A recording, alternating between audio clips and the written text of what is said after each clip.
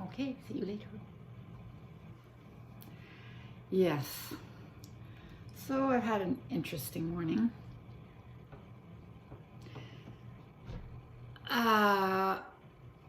I expected that it would be raining, like the picture that they showed in the Weather Network was like severe thunderstorms interspersed with lightning, and I was expecting the worst.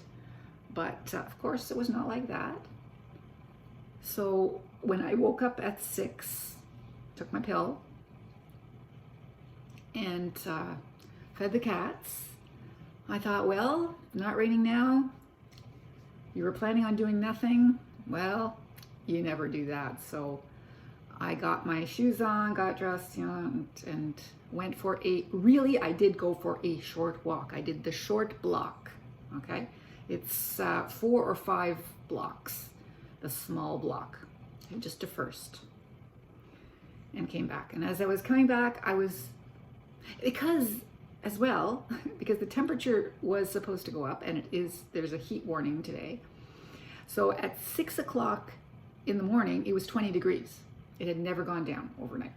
So I thought, best get out now, not raining, let's do our walk.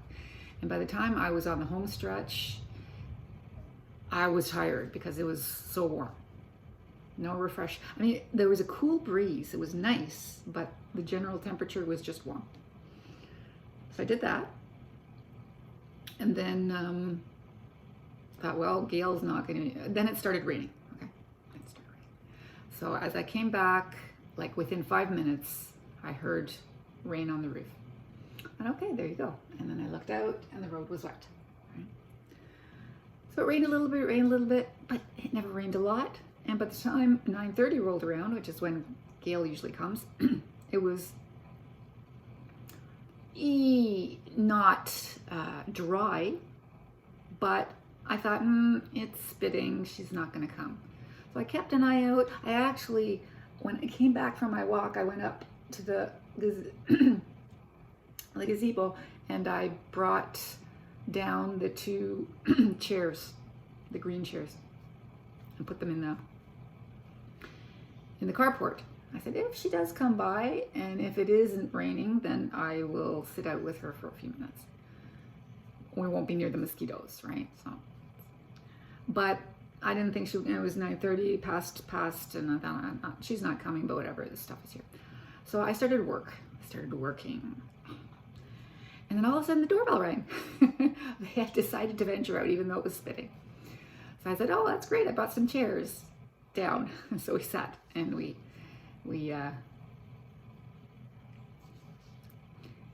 chatted. So that was good. Then, going away, she's got my order in for something from Costco. Yes. Because I think her husband's going to Costco today. Yeah, because it's raining. She says, yeah, he doesn't like going to Costco when it's nice weather, but he says it's raining, he'll go to Costco. So, I don't know, it's not raining, so he might not go, but whatever. So anyway, when she came in, I was wondering if London had responded, and London had not responded to my, I'm down to 2 more pills, what are you gonna do, And they didn't respond, whatever. So I called. You see, I don't have the phone number of London, but I do have their email. So I emailed them. I'm saying no to what I'm doing here. Oh, it's the Weather Network again. Weather Network is telling us a heat warning, right? Yes, it's a heat warning. Yes. Same as on my phone. So I only emailed London, but the other person who is the intermediary between London and I figured out she's a person from Shoppers Drug Mart. Ali. It's not Ally, it's Ali. Anyway, I did have her phone number, and she said yesterday, when I talked to her yesterday, she was also giving me a support phone call, and I sent her an email saying that I was going to be meeting with London next Monday, which has been arranged. Well, I'm not sure, but those were the openings she gave me, so I took that. Anyway, she called me back and, no, I called her. She called me back and said, give me a call when you hear more. So when I didn't have an email from London today, I thought, hey, I have this woman's phone number. Let me call her and tell her that. Okay, I'm missing something. The insurance people, the people who explain we're giving you the drug or we're not giving you the drug from the insurance company, called me today this morning and said, we don't understand. We got another request from your doctor, and it's the same request as before. And I said, they called me yesterday, and yeah, okay, sorry. So yesterday, So yesterday, London did call me and respond to my email, and when I said that I was down to my last few pills, anyway, I should have written something down for this video. Anyway, they said that they thought that these people would come through and no, it wasn't London. It wasn't London who said that. It was someone else. Anyway, that the insurance company would come through and pay for it. I said, great, but the intermediator, the guy told me no a number of times, no. She says, So he called me today and says, I don't know why they're calling us. I said, I know, because you said no. And he goes, yeah. I said, I'm not very friendly to this guy, because he called me last time just to tell me no in a long, drawn out. I said, yes, so we don't have nothing to talk about, do we? He was being friendly and all chatty.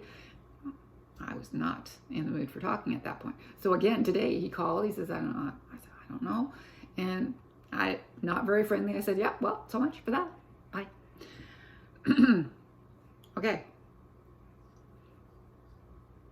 So it's still no.